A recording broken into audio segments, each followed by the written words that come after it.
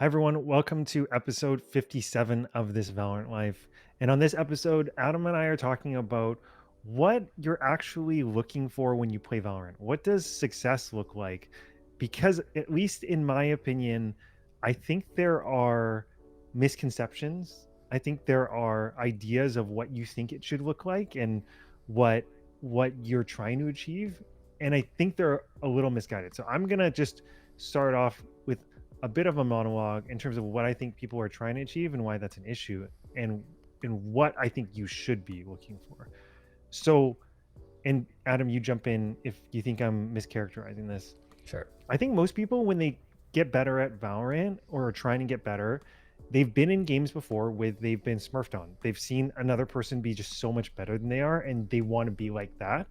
And I think there's this idea that you want to be like that in every single one of your games. Like you just basically want to be smurfing on everyone. You would like to be the Reyna that drops 30 bombs, right? Every game. And the reality is that the aim to improve, I think, is fairly universal. I think that that idea, though, of basically smurfing on people, I think is really misguided because I think if you were to go play soccer with a bunch of 5-year-old kids, like you would dominate. And I mean, social niceties aside, assuming you didn't care what people thought, like you'd be crushing it out there, right? But it's just not, it wouldn't be that fun over the long term. And so I think what is actually a better way of thinking about Valorant in the long term and what you should be looking for is similar to kind of like weight training and exercise, which is ideally you are pushing through hardships and figuring things out, and you are clawing and fighting against players of a similar level in rank, which is what we get in ranked, and you are over time just conquering little milestones of getting that RR and getting those ranks and slowly improving as a player because you're pushing beyond what you're comfortable with and you're growing as a player. Like I think for me, like wherever that ends up taking you, whether that peaks you at Ascendant or Immortal or Radiant, I think it's that journey that is like what's really satisfying. And I think if I look back at my life, that has been the most satisfying thing, is doing those types of endeavors where I can really dedicate myself to something and see myself grow. And the reality is that like the easier something comes to you, the easier it is. Ultimately, the less gratifying it is. Like when you are able to dominate something very quickly, um, it's not that fun. I don't know. So that is my approach or my thinking, and I think I think that's where success should lie. But I want to throw it over to you, Adam. Like, what do you think? Like, when you think of what does the goal of getting better at Valorant look like, what comes to mind for you? I think to start off, I have to like really go back to where I started as a player. And like for me with gaming, it's always been to get to a really, really high rank. And I think a lot of people would share a similar goal. It's like this is the end goal to get to this rank because that's like supposedly what you're supposed to chase. Um, the problem with that perspective is that it's like a finite goal. It's like, going to the finite versus infinite game concept is Mm. like you shouldn't be playing the game to just get to this thing. You should be playing the game so you can play it forever. And like that approach that I had um, bled over into like when I was trying to compete. Is like, oh, if I just make it to et cetera, rather than like looking at my process. When so like that's my experience when I first started, and I think it was really unhealthy, and it didn't really even serve me. Like I don't think I got better with that mindset. Shifting my What do you experience, think that mindset did to your approach to the game? I was like very like hung up on the results of games, like results oriented. Like, if a round went poorly, I would immediately like be upset, or like if a game went wrong, or like if I missed a shot and like lost a gun duel, like outcomes of things like felt like they mattered so much more. And um, it was very difficult for me to look at games objectively. And that's something we see, and that's something that's in a lot of performance psychology research as well, is that when the result of the game is so identity defining, the seriousness with which you take the game actually begins to undermine performance, right? Like if the win or loss in this game is going to affect how you feel about yourself right now and through the rest of your evening or day, then you tend to grip things a little tighter. You get more anxious, right? And one big thing that I think is important for people is that yes, like Valorant is important to you and you care about it and that's why you want to improve. And yet you have other identities. You have other things that you are to other people. Um, you are sons and daughters, or you are friends of other people. Like you mean things in other spaces other than just your identity in the rank in this game or wherever you peak last fact, you know? And so part of that is being able to bring that to the game of like, oh, my worth and who I am as a person isn't solely measured by my rank and my RR plus or minus in the game. That's definitely a loop I fell into like for a long time. Like I think part of it was like part of my outlet growing up was video games. So like I tied a lot of my self-identification with the rank in competitive games. And like I never really grew out of that until I quit. And like it's a weird thing, but I think I see it all the time when I'm working with clients. It's like, oh, like I'm getting coaching so that I can get to this rank and then be done with the game. Like there are some people like that, and I'm like, oh, then why don't you just stop playing now? You know, it's like, why is it And then important you've to won. you? Yeah, exactly. Like Yeah, you no got to need. the end and you got to quit.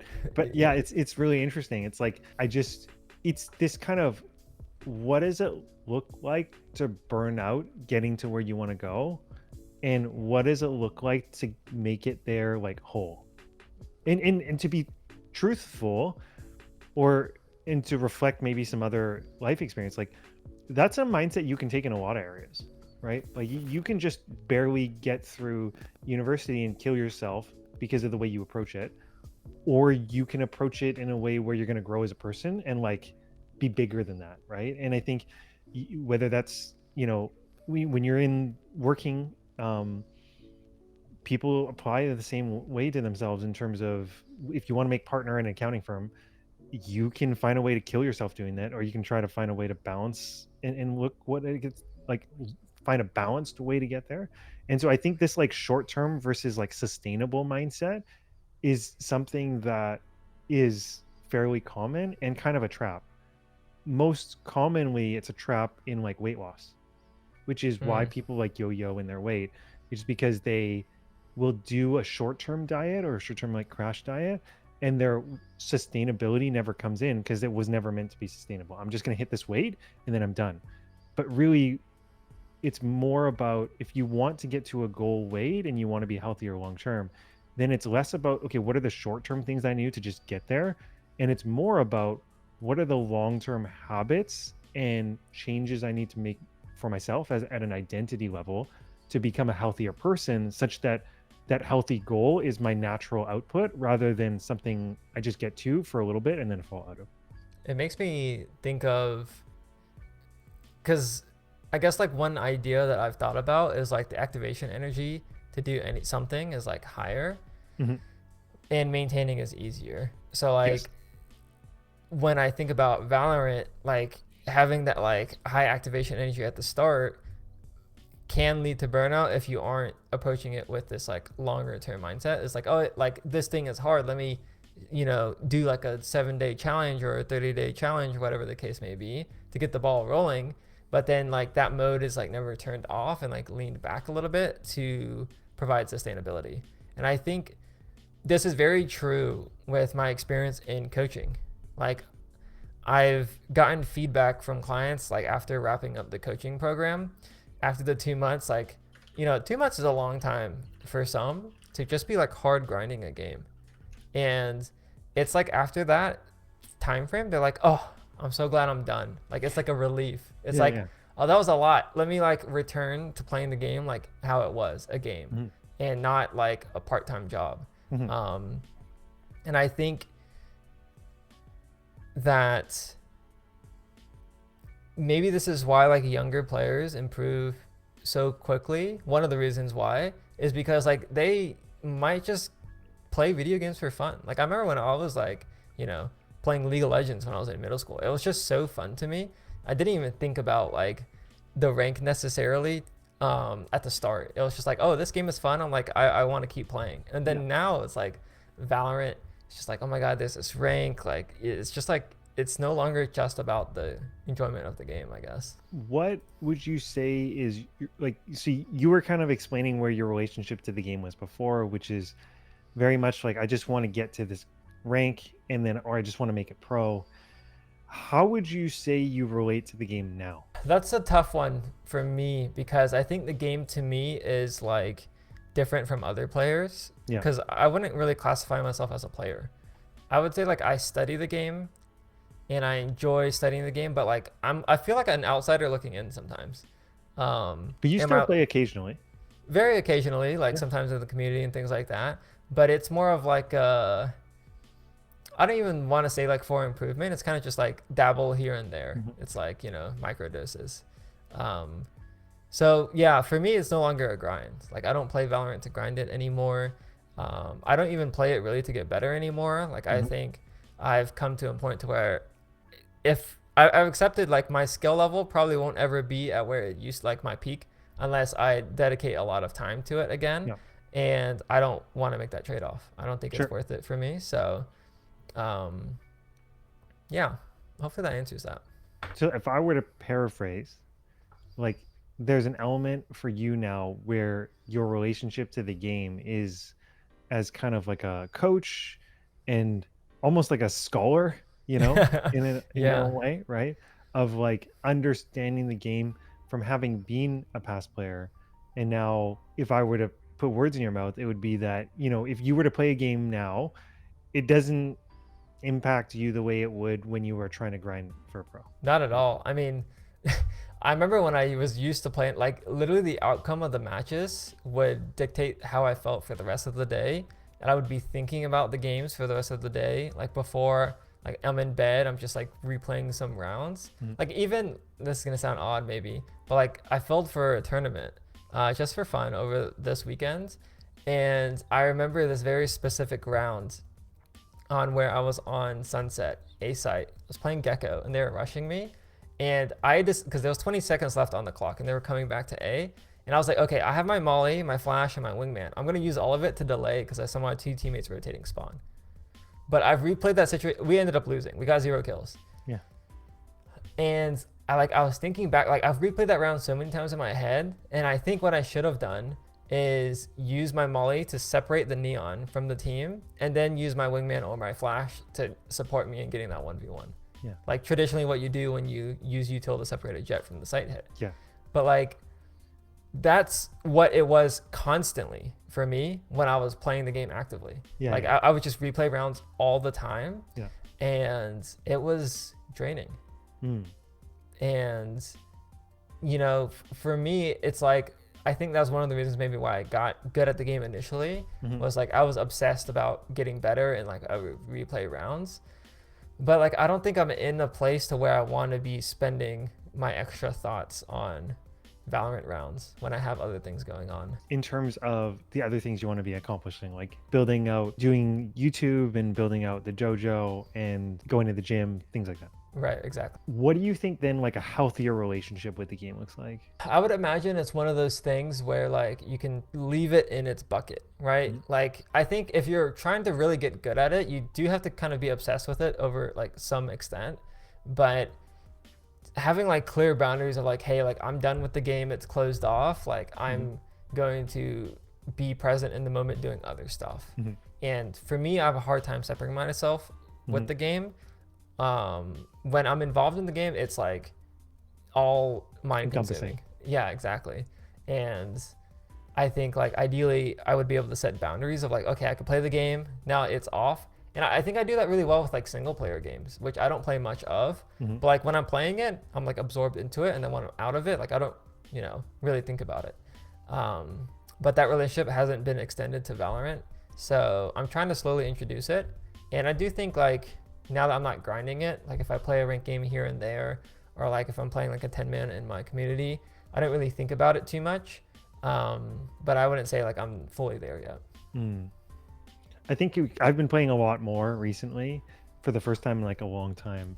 And so I think it's interesting. Like even for me, who I feel like I'm fairly disciplined, following kind of like the three ranked block or three game ranked block is not always easy. Sometimes like when you lose the last game, if you went 1 and 2, you like want to queue again, right? Make it even, yeah. And I think then it's interesting. I think there's an element where is the enjoyment only from winning? Of course, we never have to worry about that. It's always fun to win. But is there other enjoyment we have in terms of doing the activity other than the win or loss? Like, is it fun to be super focused? Is it fun to be competing against? And this is where I hate like the whole like, oh, easy game. Like, you guys are trash. It's like you're playing against the people who are exactly the same level as you, right? And unless you're winning every game 13-0, like, it's not easy. And so I wonder if there's like a part of it is just deriving and being able to derive enjoyment from like the struggle, like derive enjoyment from like the mental challenge of like, I did this last round, so I'm going to do this round, like, and I'm going to play a game within the game against my enemies, you know. And I think there's a real shift in terms of enjoying the game for its own sake and how it challenges you as a person and a player rather than just purely the result. And I think that if you were able to like focus on that over just the result, it would give people a lot more wholesome benefit to being able to in a better relationship with the game and be ultimately much more sustainable over the long term. Like, I think it's interesting. My family's been away. I think I shared this with you last time. And like, my family's been away, and I know this is like a little bit of a stretch. They've been away in Taiwan for like the last 3 weeks, I want to say. And like, I've noticed me being at home, like how sad I am, like that my family's not around. And yet, it's something where even in the sadness, I can be grateful for that because I can be grateful that I have something to be really sad about, Mm. you know? And I think that there's like, even in ranked, I think we can be like grateful that this game is fun and that we've got broadband and localized ping. And it's actually, there's a podcast, I think I sent this podcast to you a while ago, which is part of being happy is choosing to be grateful. And he talks about how he did this year-long experiment about like, my coffee in the morning, I'm going to follow the chain of my coffee and be grateful and say thank you to every single person. So he thanked like the ceramic mug maker. He's thanked the place where they get the pot, like the clay from. He went and found the warehouses where they store the coffee and he thanked them. And he went to go to like Colombia to thank like the coffee bean farmers. And I think like even just playing Valorant, there's like a ton to be grateful for. Like, to be thankful for a free game that you don't have to pay to play, you know, and that the MMR actually ranks you fairly accurately, such that about 50% of your games are competitive, or you're about a 50% win rate, right? Like, there's like a beauty even in that system. There's a lot of good to the game, for sure. I think for most people, players, it's difficult because if you're trying to play the game and you're stuck, it feels, being stuck isn't a good feeling. And I think that if you're trying to be better at the game because you're investing time into it, I think that's the kind of the key is like, we are putting time into this thing, so we expect to see some type of result. And that means that the goal to play is to see some type of improvement rather than just to play the game, which for me is kind of where I'm pretty envious of like casual players. Like, they can just play and like, you know, they're like okay with whatever happens. Like, they're just there for the experience. And I haven't had that experience in a competitive game ever since I touched League of Legends in middle school. Okay. For me, it's like I get a lot of joy. Maybe not even joy is the right word, but like, I started to play games for progression and not like just the actual joy factor. And it's been difficult for me to unwind out of that. But I think part of this too relates back to what you were saying at the start with like the pub stomping. I think we see these players pop off and like it's or like pro players, like just watching the esports. It's like, oh, these guys are so good. Like, I want to be good. Let me invest time to go get good instead of like, oh, like they are having fun. Let me have fun playing the game. It also could just be that Valorant ranked might just not be fun for. I think there's an element, like I always think about it kind of like that you're both a competitor and a student of the game, Mm, right? And so competing always has winning and losing. Um, but you can choose to change how you think about what that means to you. You know, I really think about it, and actually, I think this actually has a lot to do with how you think about your opponents. like respecting them. Yeah, in a lot of professional sports leagues, actually, maybe not all, really just maybe like hockey.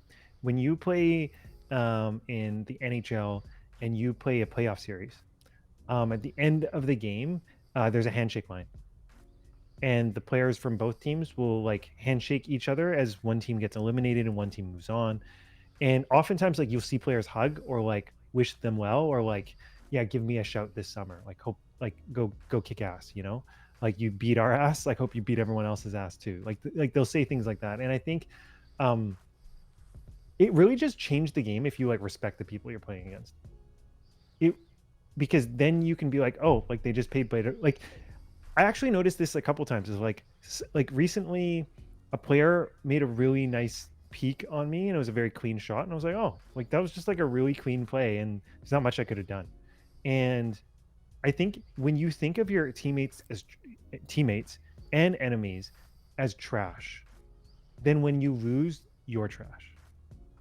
And I think when you can respect the people you're playing against, then you can be happy that you won, and you can also respect them when they won because they just did one or two or three or maybe a lot of things better than you. But sometimes it's like just a couple things in a game, right, that will swing rounds. And I think that is a real fundamental shift versus what I think is normal. I think most players are there to like clown and a little bit style on the players they're playing against. And I don't think I think that's part of it. I think that's part of why it feels so bad to lose. I think that makes sense because like even like if I take like a real game example is like if someone lurks against you and they get the kill, like the immediate reaction for like an average Valorant player I would say is like, oh, this guy is cringe, or like he's trying too hard, or uh like FF they're playing so like et cetera, like they don't want to play that style of game. I guess like again that might also relate back to the pub stomping mentality is like they want to be able to just run at these players and just like brute force their win because they don't maybe they just don't like the other parts of the game, like maybe Valorant in the strategic way, like maybe that means that this just isn't the game for them. Well, I think it says something though, Adam. Like if you fundamentally, if well, not you, I'm like a Yeah, hypothetical you, right? yeah. If you think if your goal is to like just pub stomp in this game because you think it's terrible, it actually just more reflects on you, right? Like if you think this game is trash and everyone who plays it is trash, like what does it say about you in terms of where you're choosing to spend your time, right? And I think that's part of it. Is like it ultimately reflects back. Like I think at the end of the day, like in basketball, they would say like a game recognizes game. You know, like there is competing on the court, but there's also recognizing when people are just good at things. And I think if you're a student of the game, if you are like an enjoyer of the game, like you can recognize that too. Because like as an example, has made a career around timings. Like Mm-hmm. he has like a supernatural sense for timings and works, and it's part of the game, right? It's how you keep people honest, right? And there's counterplay, but when it's done well, it's really hard to play against. And so it reminds me, there was a guy in the NBA, he stopped doing it, but like when you score a bucket in the NBA, the team who just got scored on, they take the ball out of bounds and then they got to inbound it. And it's usually like a nothing play, they just inbound it. And there was, I forget his name. Um, he would like stand off to the side and he was really short and he would kind of like blend into people's like peripheral vision. It's kind of like in those animes, you know, when someone has like no aura and then nobody notices them, right? Right, And right. so he would just kind of like stand to the side and then right when they were about to pass, he would run in and kind of steal the ball. And Mm. people were like, it's really cringe, but it's like, yo, the dude is getting free buckets because you're not paying attention. Like, that's just playing the game, right? And so people used to like, now I think it became to a point where like everyone had the playbook and they would just give him like lots of side eye. Like, they're like, I know what you're doing, dude. But like, for a little while, it was pretty funny. And it's like, at the end of the day, if you want to win the game and respect the game, you just have to respect that people are going to do other things to do it. I think you also get better faster if you respect the enemy, because like it'll make you think about like what their play was and maybe even how they came to that conclusion. Whereas like, oh, like it's so easy to lurk, like he just did XYZ. Yeah. But like if you can respect like, oh, like he actually got a good lurk timing because he did it off of this, I could try and counter that with this. Like naturally you're probably be more of like a problem solving mindset if you respect your opponents. I think there's that idea of like 1v9. Mm. And I mean, it really started with League, right? But I think when you adopt that mindset, it is almost toxic for yourself as well. Like that, as like, and I didn't even realize this until we started talking about it, but I'm beginning to realize that as we're having this conversation. Yeah, I definitely think so. But it also makes me think about like, how did some of these players that have that mentality get so good? Like in CS, for example, like Simple was like notoriously toxic. And I would assume he adopted like a 1v9 type of mindset. But like that guy had like some of the craziest peaks in CS history. Um, I so think if he adopted the 1v9 mindset in his teams, that would be throwing, right? Like if he was in the 1v9 mindset and a player makes a play on his team that he disagrees with and he flames his teammate, like there's no way the vibes on that team will stay together. Like, so it might have gotten him there. I would be flabbergasted if he didn't find a way to like turn it on and turn it off, right? Like the irrational confidence is useful, like when the stakes are down and this is the game winning round, or you need to collect this or you lose. It's important for him to turn on like, I am the best player in this server and nothing's going to stop me. But there's no way he can keep that on constantly, because if he did, and we've seen this in League, right? Like there was that one player who was a jungler in League, a pro jungler, and he got kicked from multiple teams in spite of being amazing. I can't remember his name, but he was just a terrible teammate. And at a certain point, like, it doesn't matter how good you are if people hate you. Like, yeah, you just can't function as a pro. Which I'm sure there are probably actually some solo queue players that can't be pros by virtue of the fact of the way they would treat teammates. that reminds me. There was another T Dog video on Trick. Yes, who is a tier 2 pro. Yeah, I don't think he competes anymore, but he didn't get any opportunities or trials. And like the common like consensus was that number one, the way he viewed the game was like incorrect and troll, because he was like the NA PRX in the tier 2 scene, like just running it down. And the other thing was like there were rumors of his personality being very abrasive. Now I know Trick. I've spoken to the guy.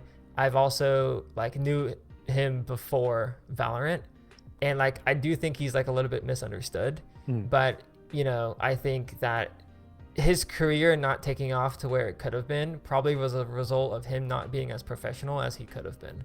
And Well, it's kind of unfortunate. like I don't know if you remember, like, as much as like Demon One, like he has quite a persona, right? And Right. I think that helped him in many ways. But I just like, he was super professional. Like that incident with Chet, where I think when Demon One got dropped, Chet goes, I forget exactly what happened, but Chet said, this guy was sleeping through practices basically, and he was just naming without names. Oh, he's like, your goat slept through practices, I think. And then someone else called him out, and then he just laid it all out and like just went off, right? And I think it was Angel from where does he Navi, Navi. Yeah. who was like, everyone has problems in teams. You can't air it out like this. Like, if you ever want to be on a team again, like, would you ever want to play for someone who's gonna kind of basically just slander you or throw you under the bus publicly when things aren't going his way? And actually, like Demon One responded. He's like, dude, I've always respected you. I wish you all the best. Like he actually didn't respond, and I thought that was like super professional, right? At the end of the day, it doesn't matter how good you are at anything, you are going to be working with human beings. And if you are an unpalatable human being that other people can't stand, it will fundamentally limit anything you can do in your life. Right? Like there's so many stories of super, super talented, incredible individuals that don't get where they would like to go because their attitude and the way they treat people like gets in the way. It definitely sounds like there has to be some type of balance, because like I would imagine some of that personality got them to where they were for sure, but also like, it's not what they need to get them to the end. I think we're all evolving as human beings, and part of it is understanding what it takes to get to the next step. Like no one has lived your life, and so whether it's in Valorant or in real life in terms of jobs, like you have to be able to evolve and use the skills that you have, right? And so if like your irrational confidence is a skill, like use it, but you just can't use it in ways that are damaging to the people around you and damaging to yourself ultimately in the long term, right? Like you have to be able to mitigate that or measure it. What do you think with your community? Do you see that changing people's relationship with the game in a positive way, or what have you seen, and how does that contrast with your one-on-one coaching clients? I think at the start of the community, the culture around submitting VOD reviews was like, you kind of submit and it's whatever, and people didn't really like think too much about it. But like as time has kind of progressed, I think people's relationship with the game is like they want to submit VODs where they look better in, which I actually think is actually like a step backwards.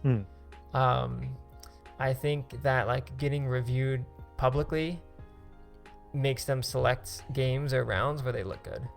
And like part of that I think is like they hold themselves to a higher standard, which is good. Like they're playing games to a higher intensity, and I think that part of it is good.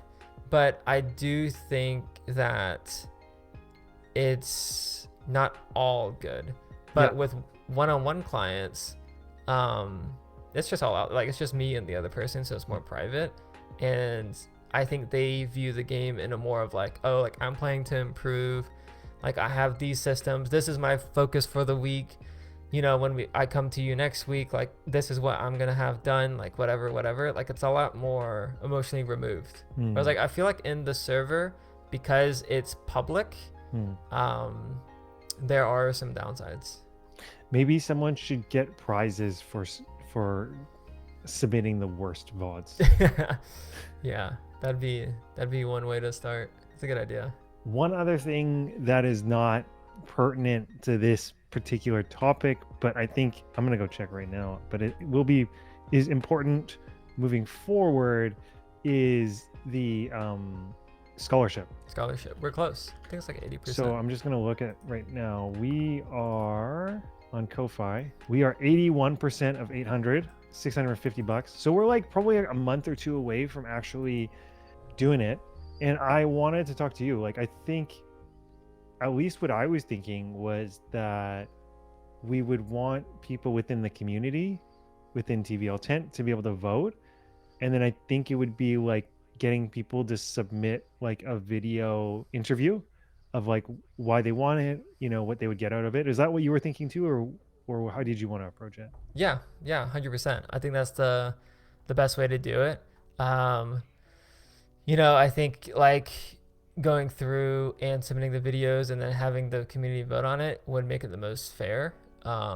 Obviously, we would vet the videos to make sure that, you know, there's nothing too crazy, but like, yeah, I think that's probably the best way to do it. Cool.